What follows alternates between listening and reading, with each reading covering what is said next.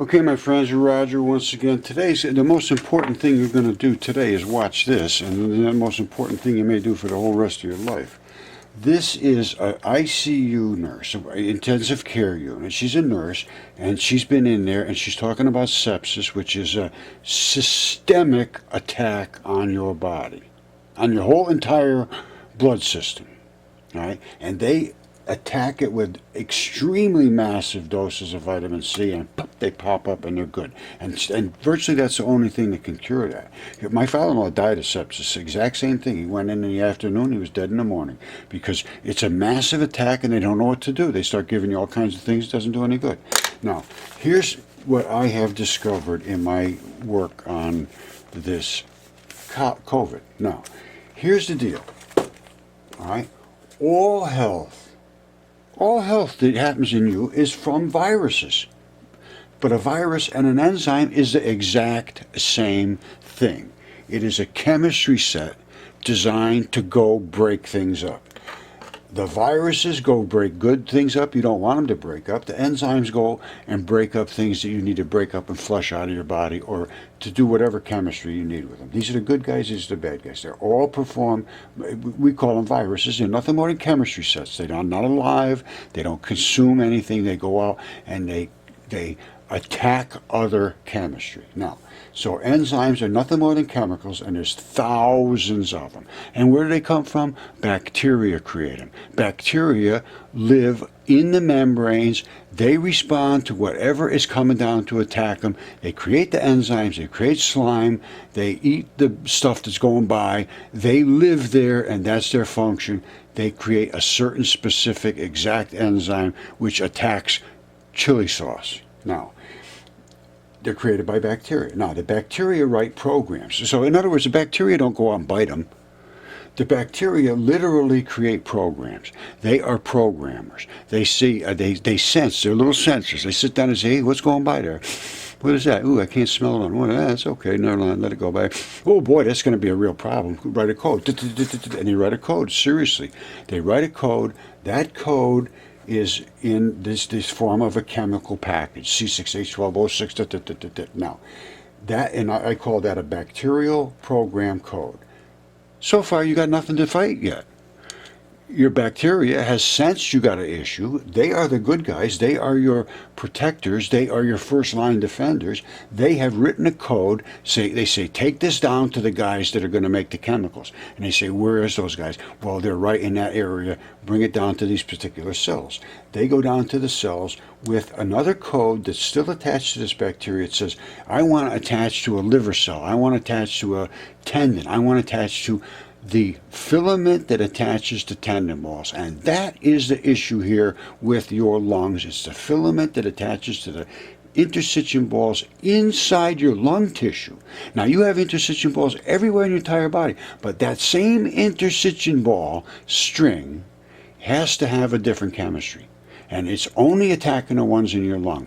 Why? There's a chemistry to that particular string, and another interstitium ball in your liver has another string that's attached to it. No, it's okay. The ones in your heart, nope, they're okay. The ones in your kidneys, yep, they're okay. But the one in your lung is disintegrating. It's attacking that particular chemical that is in that particular filament. We got to find out what that particular chemical is, and then we got to find out what a healthy one looks like and what a diseased one looks like and why it's turning into slime. Because that's what's happened. They go in and they cut, and it's all this sticky fluid comes out of your lung. Your lung no longer can react when you sponge it like that. It's just It has no more springiness to it. And I go into extremely serious detail with this. I understand it very well now, and you will too. So, your bacterial program code enters the cells with a target address. It knows. It says, that's the type of cell. Is that a 205-2796? Yep, that's it. All right, Go attach over there and dump your program. It goes over and dumps it. The cell says, well, what are you doing here? He says, well, read the program. You read the program. The target cell is programmed now to recreate the invader and distribute that particular program out into the bloodstream again. It goes in there. It says, hey, I'm here. You're supposed to recreate me and then just pump me back in as much as you can, as quick as you can get them out of here. And it does it. Now, here's the key. Accidents happen like that, and a bad cell goes in and it gets programmed the wrong way. We are designed to go and destroy that thing right away. You get a couple sniffles, you go back to work. Well, that's because we're humans. Well, if all of a sudden you get attacked by something you have no clue as what it is, normally if we're a human and we get attacked by a human program, which are human programs, we're okay. We can attack back. We're good. We got all kind of overwhelming attack. Overwhelming viral enzyme response. Bam! But what happens if we have no clue about bat enzymes and snake enzymes or chipmunks or something? And that's what they're doing. They're putting that kind of junk into our own DNA. We have no clue, no idea how to respond to that. That's insanity, against God's rules, not going to work well for anybody. Before we start, I'm just going to explain to you what happened. There's a split virus. Viruses are nothing more than chemistry factories. They create a chemistry set that breaks molecules. What happened now is we have a chemistry set that's from two different creatures, and it's breaking the molecules that attach these little balls to these little strings. Let's go deeper. We have a chemistry set on a loose that it's breaking that exact chemistry, because this is interstitium, and everything that's in your body is coated with interstitium. Everything, even your skin, your everything, all your organs, they have this coating, and it's a fabric that wraps it. And this is whatever this chemistry that was created attacks that strap, and they eat them up. And then when they cut into them, they come out with a sticky fluid, and the lung loses its sponginess. We're going to go through this in great detail. And not only is this going to solve, well, I don't know if we can solve it, at least we're going to understand this, but in addition to this, we're going to understand virtually every other disease. Because they're all related to the same thing, is invasion by these molecules. That's my take, and I'm almost certain that I'm right, because that's all the viruses do. Viruses are enzymes. Enzymes protect us. Viruses attack us. They're both created to do a job of breaking chemistry. We have to balance it between the breakers and the fixers. And right now we have a breaker on the loose that nobody ever expected, because it's not supposed to be between two species. That's the bottom line. Let's get into it. Okay, my extremely wonderful friends, who wants to stay healthy? Raise your hand. Okay, well, let's do it. Let's figure out why people are getting sick. Mononuclear cell infiltration. I'm telling you, got it. I'm on top of this thing. Where do you see what I've seen, what I figured out? I'm going to make it very simple, very easy to understand. Mononuclear cell infiltrates are characteristic of inflammatory lesions. That means something that's reacting because it's something eating a hole through it. And that's where the white blood cells, mainly macrophages, they call those the big eaters, they come up and they eat up all the dead things, and lymphocytes collect at the site of that injury, of this inflammation and lesion, and they help clear away all the crap that's dead. Now, and usually they talk about it in graft rejections because there's so much debris. Now, let's talk about it in relation to what is happening with this coronavirus, because I can see what's happened is the interstitium straps are being destroyed. They're doing autopsies finally, and I finally got the information for it today. I am going to show you right now. All right, it's Roger once again. Now, listen, stay with me. Do not click off of this. It will be the worst mistake of your life. You're going to learn everything there is to know about your health today. I'm serious. This is the coronavirus autopsy results. Extremely interesting tissue that's been invaded. good tissue. Let's roll. Okay, mes amis, Roger once again, representing University. Now, what am I going to talk about today? I'm going to talk about health in general. And I'm going to tell you what, digging into this coronavirus thing, I have discovered the secret to overall health 100%. And I now understand exactly why this coronavirus is so destructive to the lungs. I've just gone through the autopsies and all of the different information. I start from the top.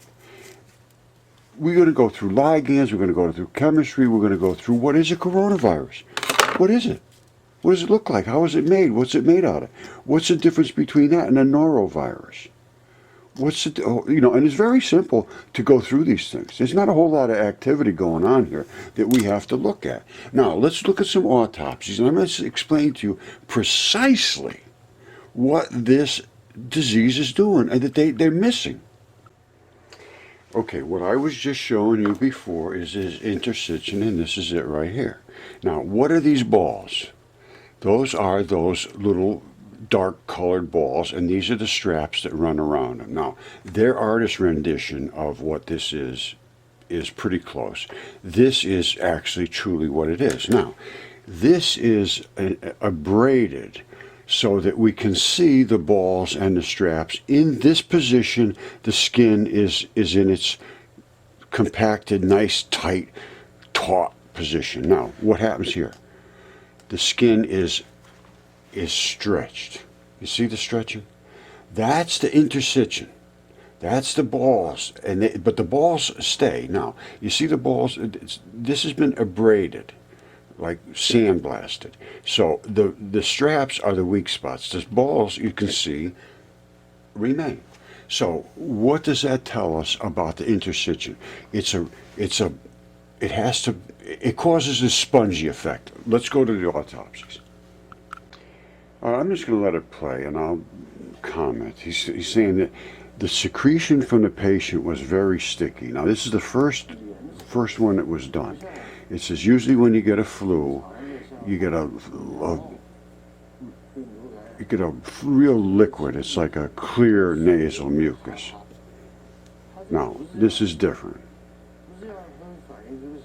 And they were thinking that because it was deep in the nasal airway, this mucus was collecting, which is not normal, so they had to deal with it differently. And because they didn't want to be sure that what they didn't have a negative effect. So if we don't dissect the bodies, you're never going to know anything. That's what she's saying, and that's true. Never know any of this. All right, so during such a short procedure, what can you learn? A lot.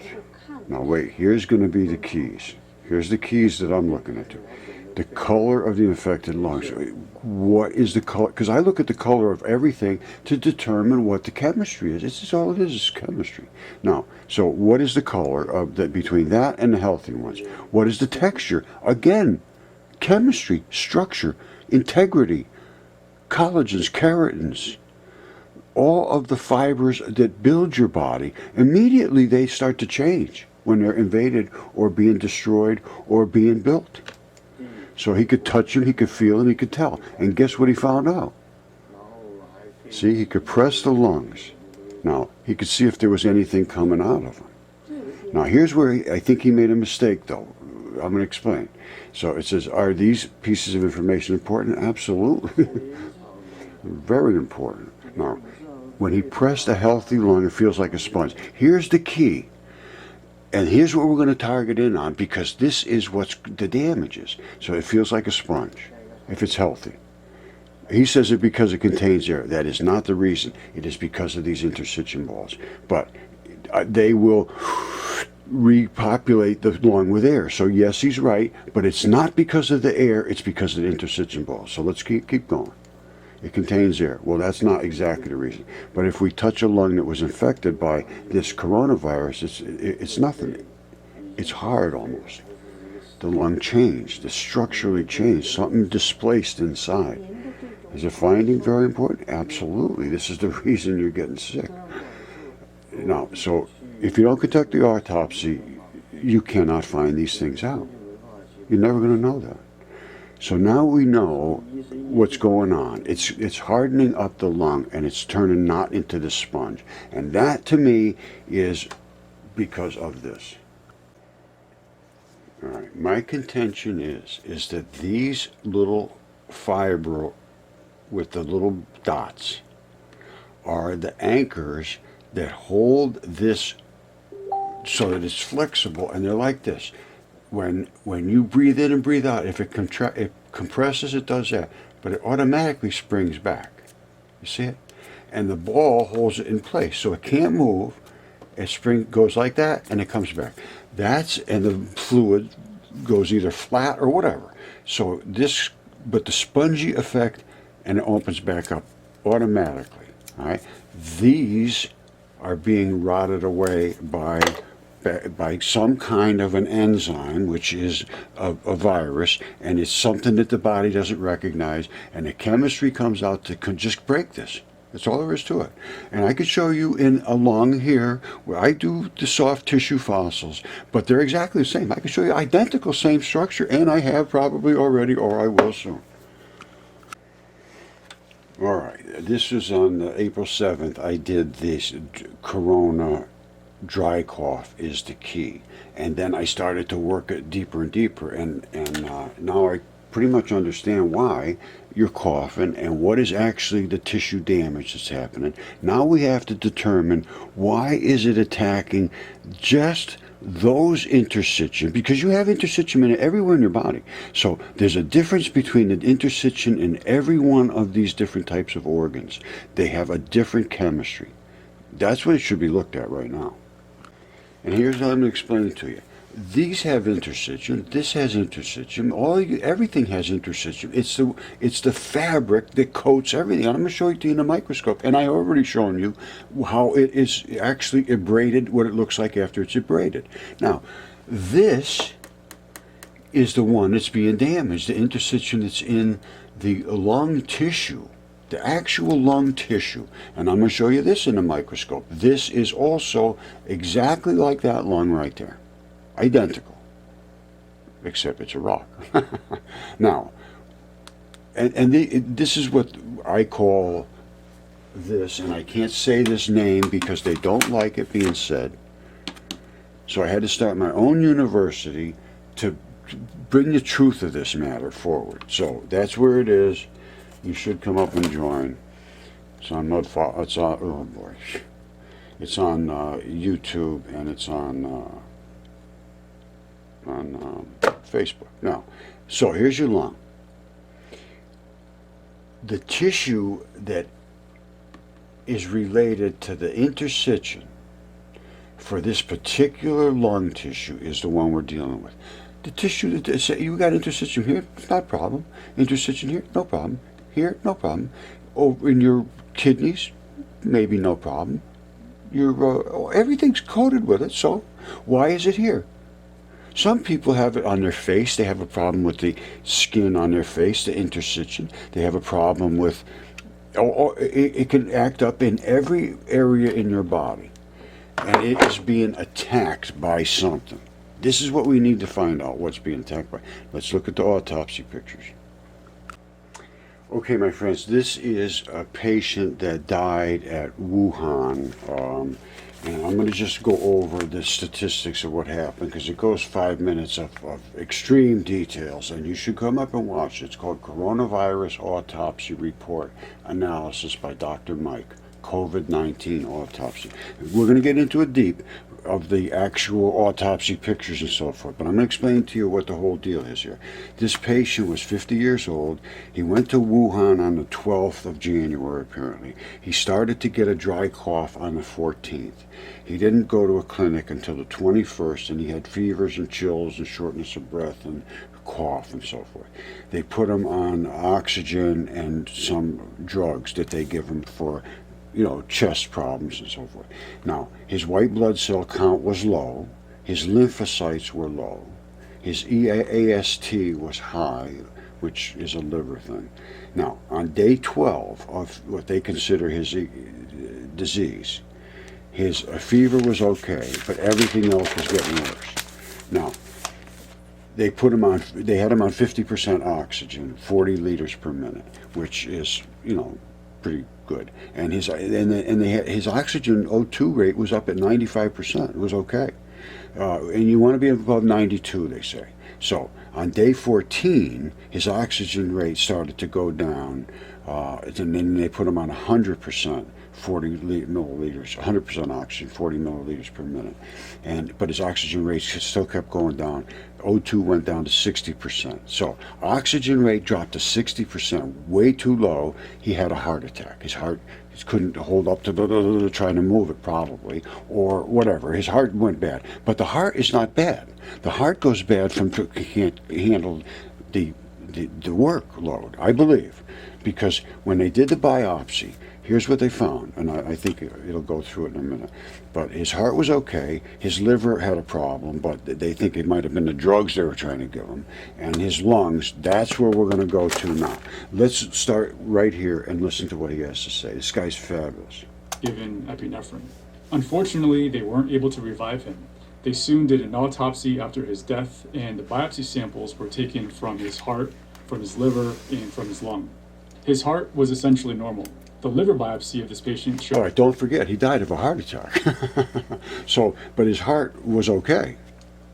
Moderate microvascular steatosis and mild lobular and portal activity, indicating that this injury could have been from the virus itself, the SARS-CoV-2 virus, or it could be from medication effect, or it could be a combination of both. And now to the lung biopsy.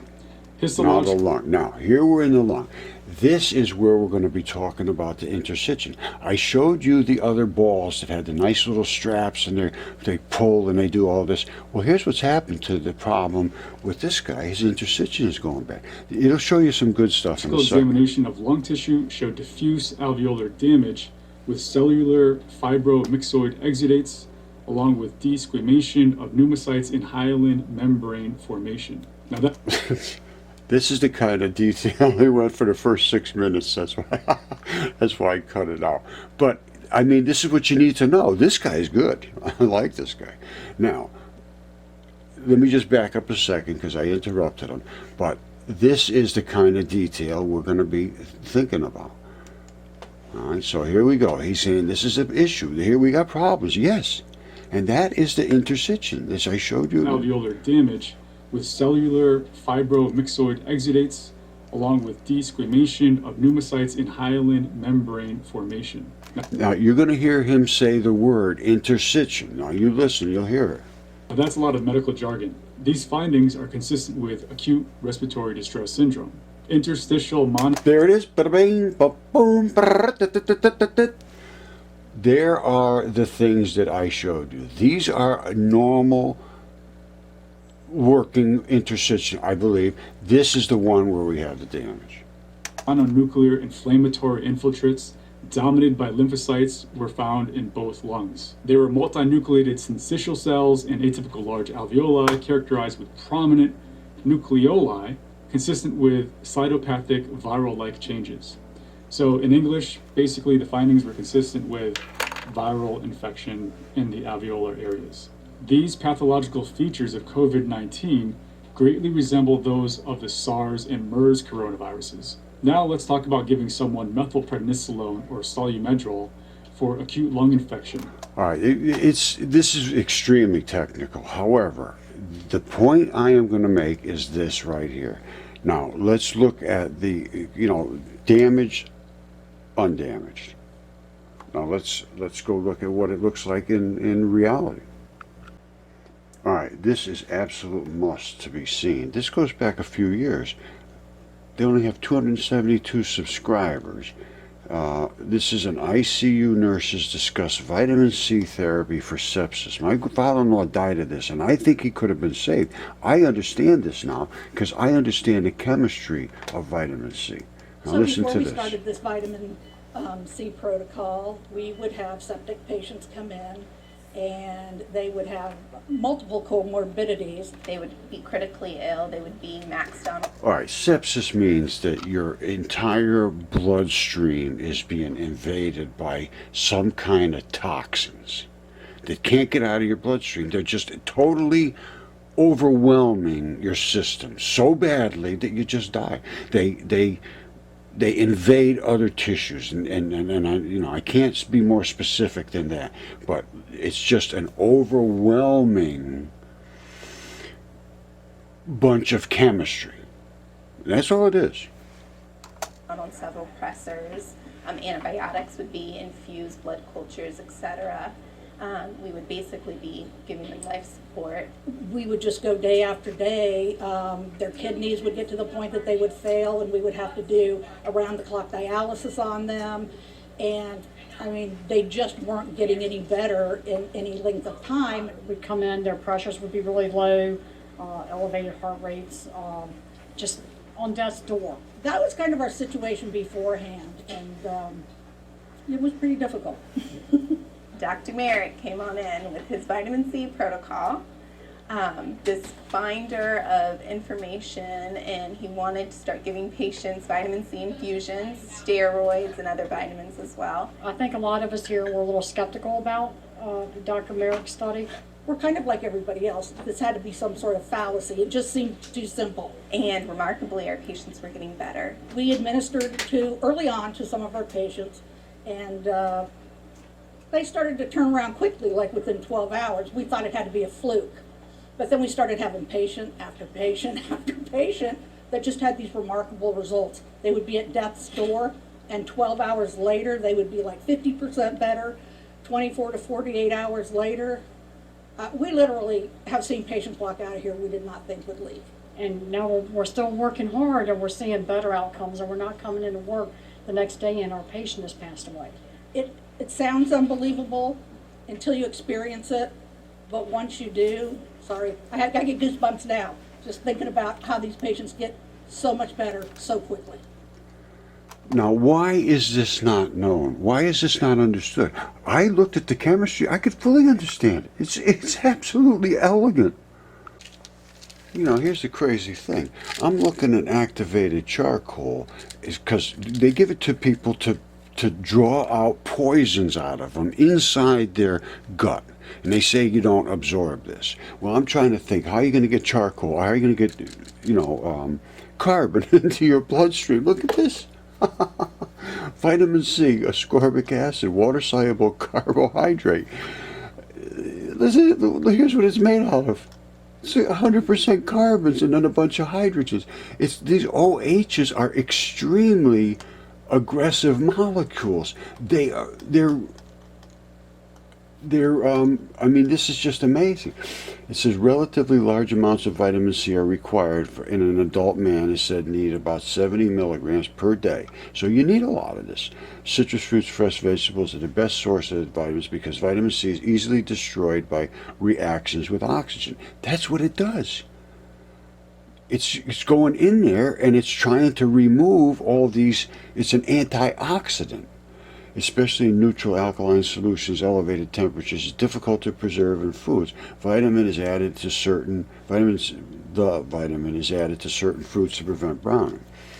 And if you understand the OH molecule, hydroxyl groups,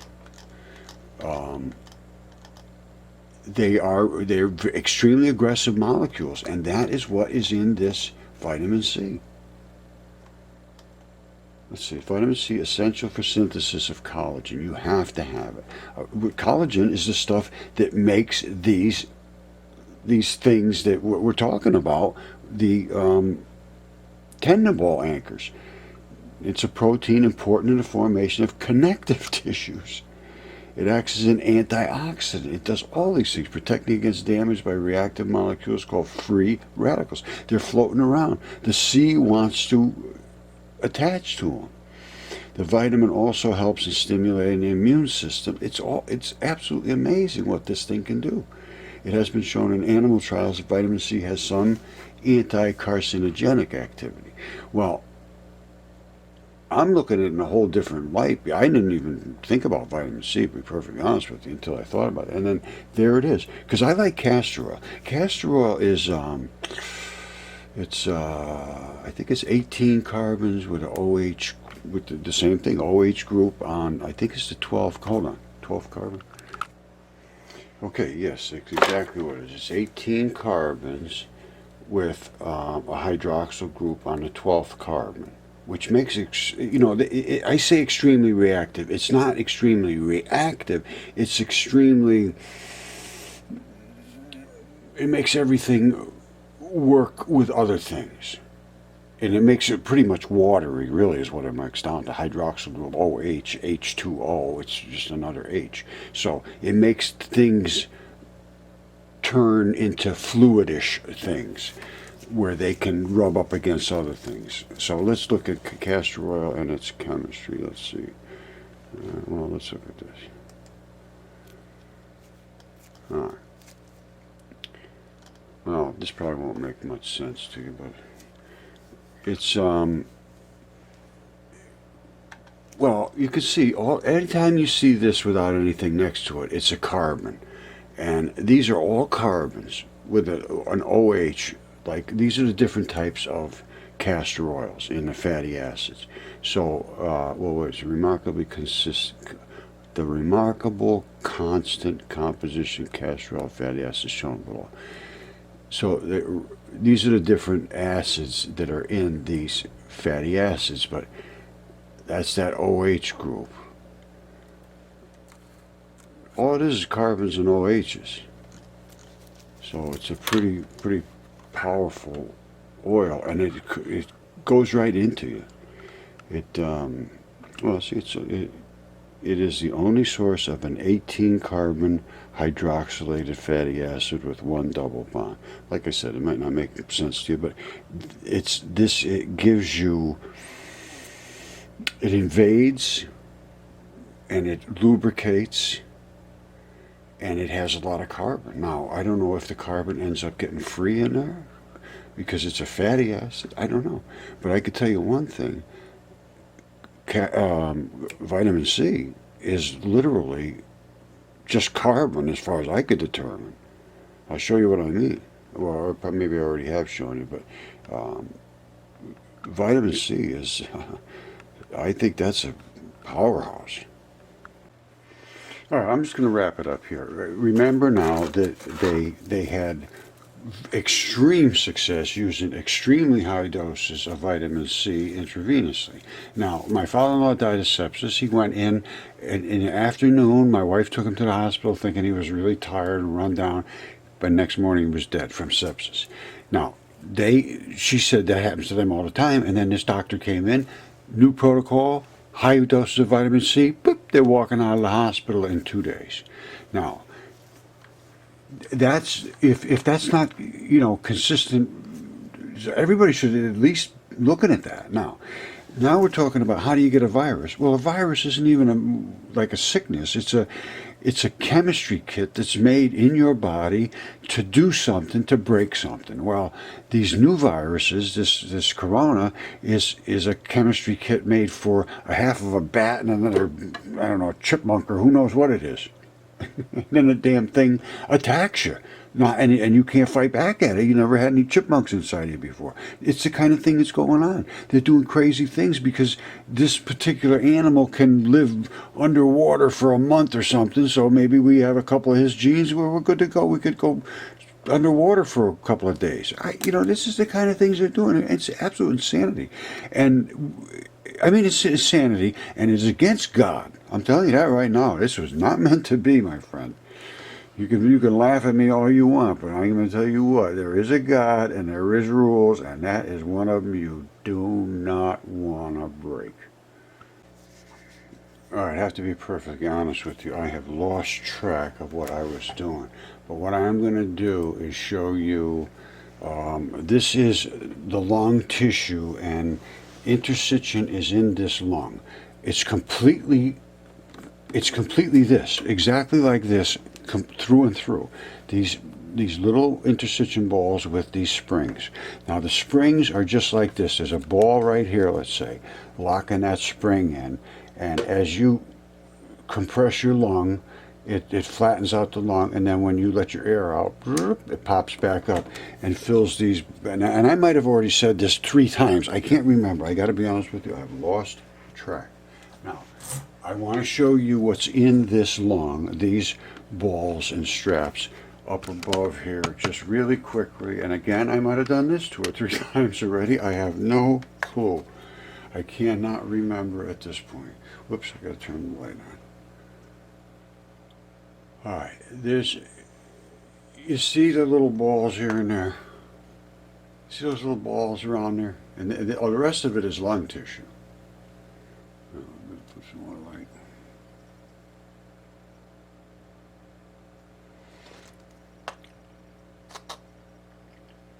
All right, I'm just going to, I'm sure I've done it before on this, or, well, you can see it right there. That's good. That's good enough. And they're down inside these cavities as well. The whole entire thing. Here's one place where I cut it. It's cut flat as a pancake across here. And you see they're in there. They're still a part of it. And there's all blood still in there. And they're all like a big gigantic sack of these little balls and straps. All right, enough of that.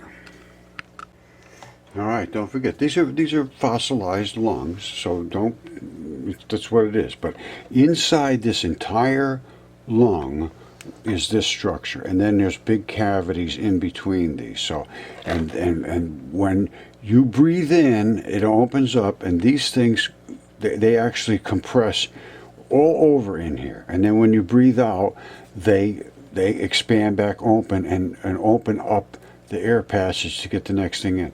These things are rotted. This is what the gooey stuff is they're getting out of this machine, out of the people's bodies. He cuts in here, and this is a sticky goo that runs out of it. It never happens before. That's what's happening, and that's why when you push on the lung after the guy's dead and he has COVID, nothing happens. A normal lung, you push it, it has that springiness to it. That's the key. Why is that deteriorating? There's a chemical it's invaded it. What is the chemistry here? What is it when you don't have that thing right and it's all turned into slime? What's the slime? What's the chemistry there? We need to know, we got to look into this. There's a chemical that's being created in the body as a virus enzyme that's going here, and it's just specifically attacking that one specific concoction of chemistry that is the tails that attach to that ball. Your lungs don't work anymore, you die.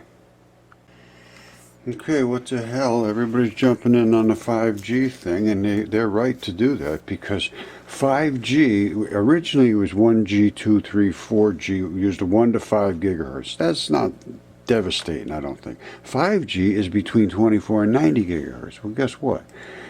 Whoops. Hold on. Okay, I have a very good friend who was with the space agencies here and in Europe, and he sends me a lot of this stuff. Now, this is from NASA. Apparently they flood him with this stuff. Here it goes. No chemicals. We developed a high-frequency microwave system that killed bacteria in water systems. What I mean by high frequency is we had a 30 gigahertz system. All right, 30 gigahertz. You remember what I just told you. The microwave that they're doing for 5G is between 24 and 90. So we're at 30. That doesn't sound good to me. And they're destroying bacteria and so forth. Listen, very low very low power in these high frequency zones. Here goes. Low power. Low power. About 10 watts. 10 watts. And That's it not much. heats and kills the bacteria. You kill the bacteria without heating the water. It turns out that the bacteria will absorb this energy. But they don't absorb it. It tears them to shreds. That's the problem. And it's going to do the same thing to bees and bacteria and all of the things that are on the surfaces of everything that there is. And there is something on every surface that is alive. I'm telling you right now, it's a terrible mistake. I don't know what the outcome's going to be, but I don't think it's going to be good.